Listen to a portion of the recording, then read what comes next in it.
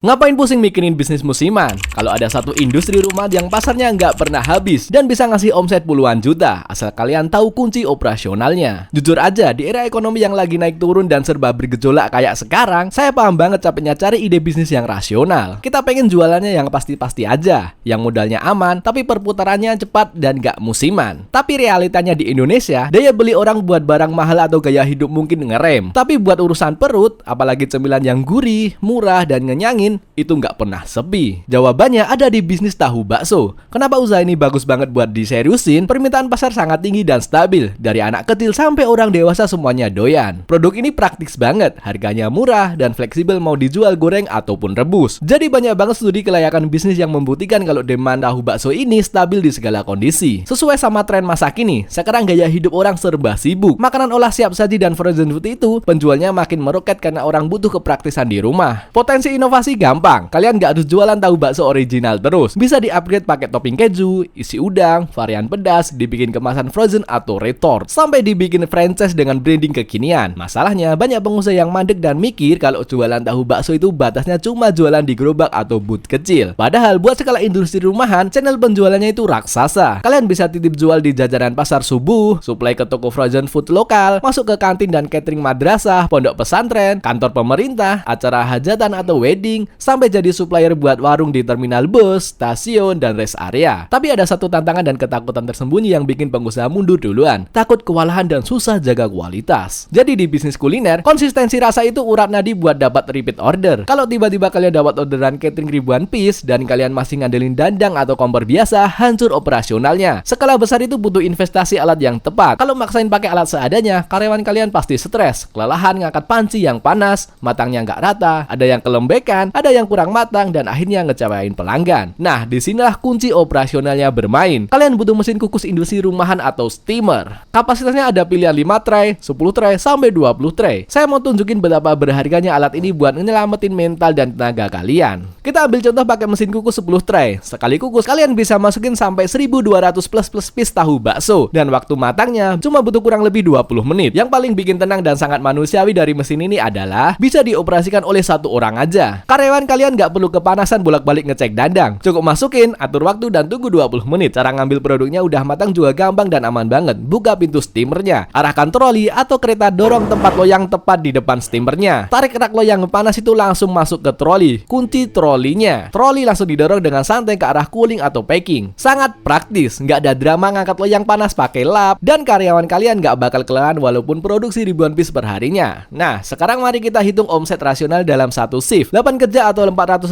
menit pakai steamer 10 tray kapasitas 1200 piece. Jadi satu kali kukus butuh 20 menit. Anggaplah proses bongkar muat loyang ke troli butuh 4 menit. Berarti satu siklus selesai dalam 24 menit. Dalam 8 jam kerja atau 480 menit, kalian bisa melakukan 20 kali putaran atau siklus pengukusan. Total produksi 20 siklus kali 1200 piece sama dengan 24.000 piece per harinya. Berapa omset yang bisa didapatkan dari 8 jam kerja santai ini? Jadi kalau kalian sasar mass market dengan harga eceran terendah atau grosir Rp1.500 per piece, jadi 24.000 piece kali Rp1.500 sama dengan Rp36 juta omset per harinya. Nah, kalau kalian pikir variasi frozen food premium ukuran lebih besar atau isian daging banyak dengan harga jual Rp3.500 per piece, jadi 24.000 piece kali Rp3.500 sama dengan Rp84 juta omset per harinya. Bayangkan dengan margin rata-rata bisnis makanan di angka 30-40%, berapa keuntungan bersih kalian sebulan, dan itu semua dicapai tanpa harus punya karyawan puluhan orang yang bikin pusing kepala. Jadi kalau memang kalian mau jadi pengusaha tahu bakso industri rumahan yang produksinya selalu terkontrol, anti kewalahan, dan siap suplai partai besar ke banyak tempat, jangan tunda lagi, langsung konsultasikan ke Revon aja. Mari kita obrolin buat ngejar target omset kalian. Kalian butuh mesin kukus tahu bakso yang kapasitasnya berapa?